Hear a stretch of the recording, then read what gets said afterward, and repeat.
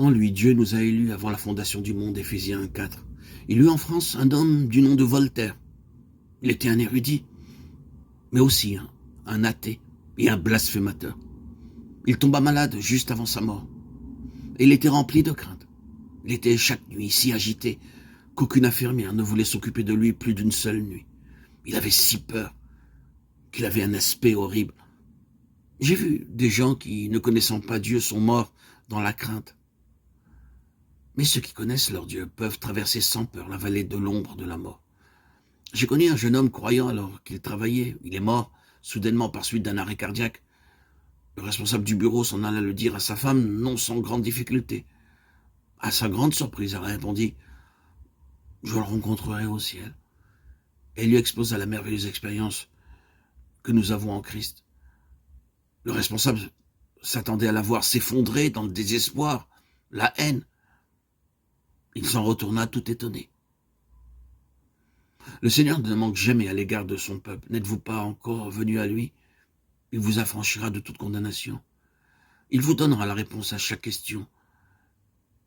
Il vous révélera ses mystères comme il le fit pour Daniel. Il vous fera triompher en chaque situation.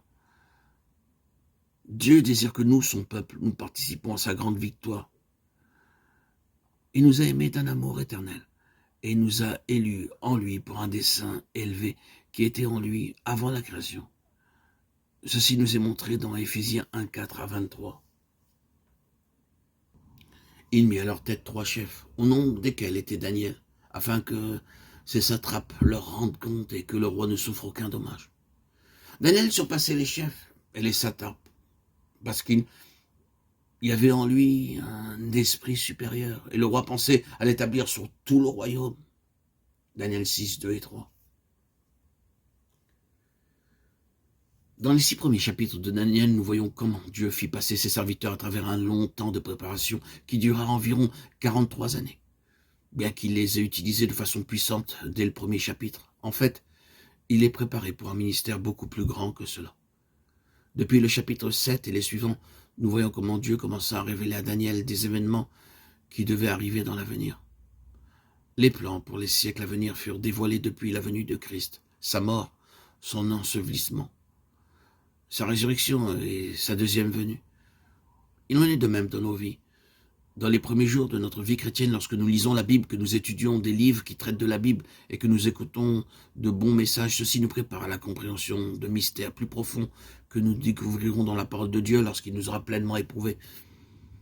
Après des années d'études, nous nous exclamons « Je ne comprenais pas ce verset avant.